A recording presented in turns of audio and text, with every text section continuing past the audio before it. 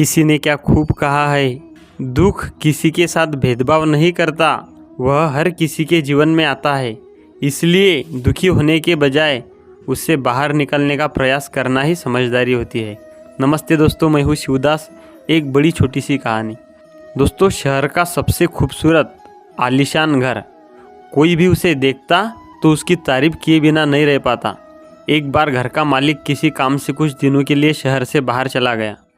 कुछ दिनों बाद जब वह वापस लौटा तो देखा कि उसके मकान से धुआं उठ रहा है। करीब जाने पर उसे घर से आग की लपटें उठती हुई दिखाई पड़ी। उसका खूबसूरत घर जल रहा था। वहाँ तमाशबीनों की भीड़ जमा थी जो उस घर के जलने का तमाशा देख रही थी। अपने खूबसूरत घर को अपनी ही आंखों के सामने जलता हुआ देख वह व्यक्ति चिंता में पड़ गया।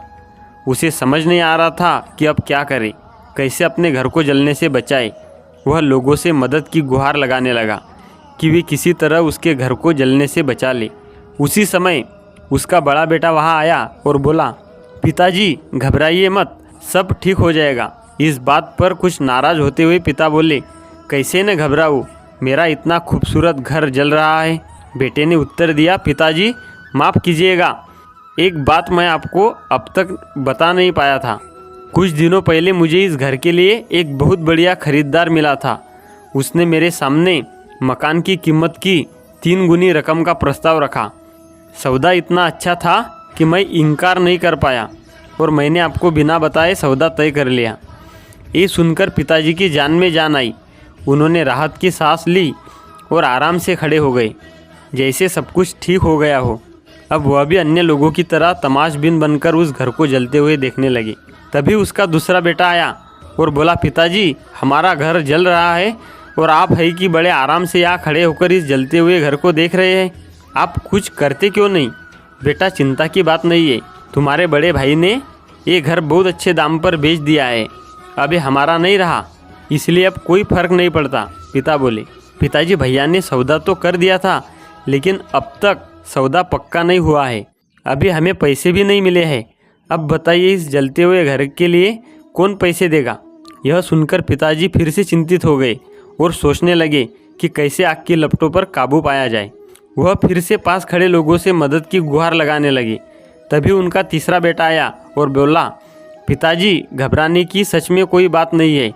मैं अभी उस आदमी से मिलकर आ रहा हूँ जिससे बड़े भाई ने मकान का सौदा किया था। उसने कहा है कि मैं अपनी ज़ुबान का पक्का हूँ। मेरे आदर्श कहते हैं कि चाहे जो भी हो जाए अपनी ज़ुबान पर कायम रहना चाहिए। इसलिए अब जो हो जाए, ज़बान दी है तो घर ज़रूर लूँगा और पैसे भी दूँगा। पिता फिर से चिंतामुक्त हो गए और घर को जलते हुए देखने लगे। तो दोस्तों, एक ही परिस्थिति में व्यक्ति का व्यवहार भिन्न भिन्न हो सकता है और यह व्यवहार उसकी सोच के कारण होता है। उदाहरण के लिए जलते हुए घर के मालिक को ही ले लीजिए। घर तो वही था जो जल रहा था, लेकिन उसके मालिक की सोच में कई बार परिवर्तन आया और उस सोच के साथ उसका व्यवहार भी बदल गया।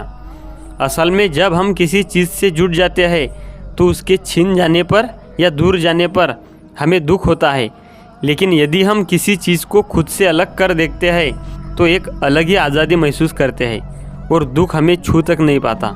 इसीलिए दुखी होना और ना होना पूर्णतः हमारी सोच और मानसिकता पर निर्भर करता है।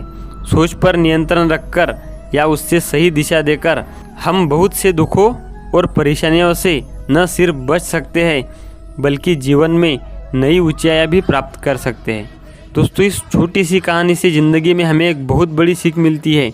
चीज़ों के साथ हमारा अनावश्यक लगाव हमारे दुखों का कारण बन जाता है। दोस्तों, याद रखिए, आप यदि कुछ अच्छा सुन रहे हैं तो वह श्री मोटिवेशन। हर सोमवार शाम 7 बजे इस पेज पर देखिए एक नई कहानी।